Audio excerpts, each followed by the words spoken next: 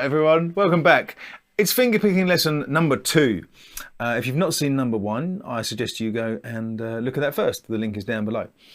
Last time we looked at this fingerpicking pattern,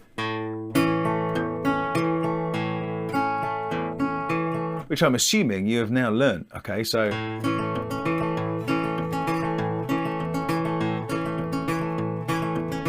it's a good pattern, right? But we can extend that now with another pattern that joins onto the end, and you can also use it as its own kind of independent pattern too.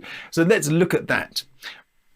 As before, our thumb is just going to be going between the 5th, 4th, and 6th string in that order. So it's the same bass line as we had before. So in pattern 1 that we looked at before, it was this.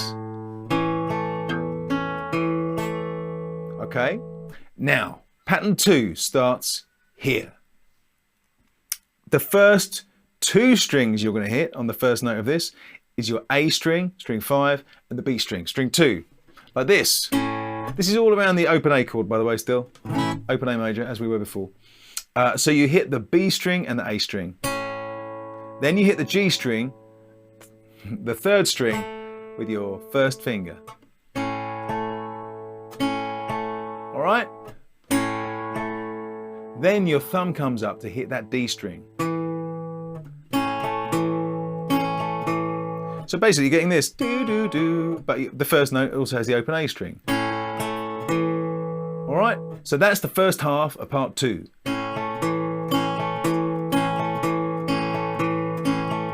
Get super comfortable with that because your thumb's just doing the bom bom bom bom, which is exactly what you want.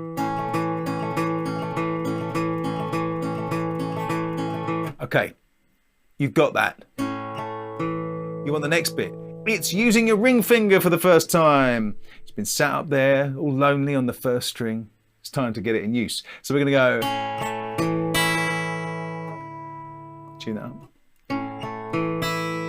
Okay, so that gives you the note on top.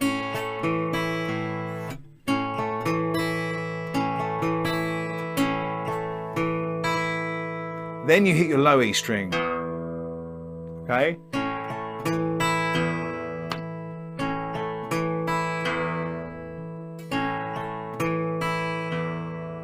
Okay. So just to recap, you start with the 5th and 2nd string, then the 3rd string, then the D string, the 4th string, then the 1st string, then the 6th string.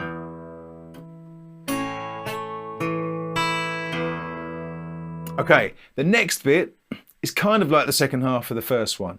You're going to hit the B string with your 2nd finger, then the D string again with your thumb, then the G string with your 1st finger. All right, and so that joins on to the previous part like this.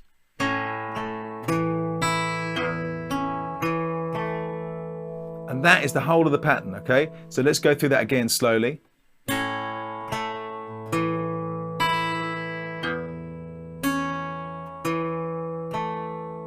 So your thumb still doing the.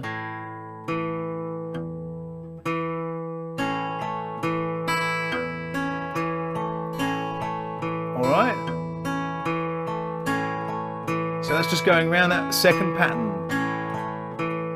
Let's slow it down.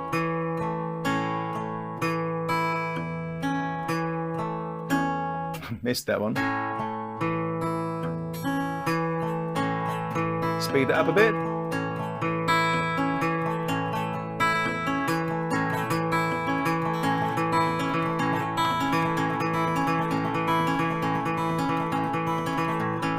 So there we go. That's how it works as it gets faster and faster and more ridiculous. So if I put that now with the first picking pattern we had, like this.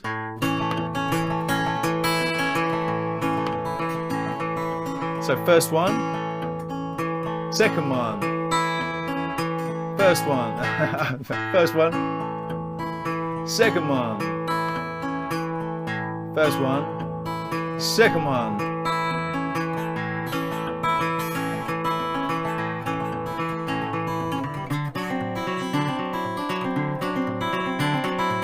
So all I'm doing there, same pattern, but this is a D7 shape at the 5th fret.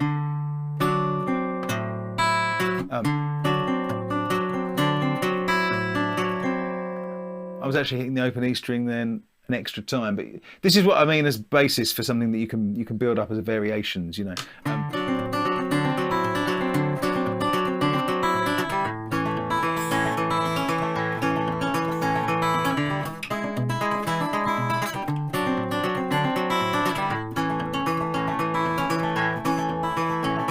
So I'm just adding in a top string there, which I didn't even realize I was doing, but it's an option on that. That's part one. If you want to do and hit that top string instead of the B string, that's fine. These are all just patterns that you can use to build up other ideas, basically. So that's part two. I'm going to look at in part three using this kind of pattern over different chords. So other chords that have their root note on the A string and chords that have their root note on the E string and the D string and stuff like that. And different inversions. I'm going to play out on a bit of that right now. In the meantime, practice it like we said before. Click like and subscribe so you don't miss any videos. But practice it in little parts, all right? Individual parts, and then stitch it all together. So the second part is this.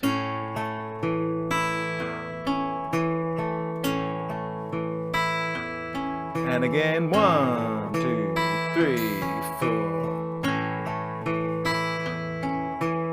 All right, and then you could build it into something like this. I will see you again soon.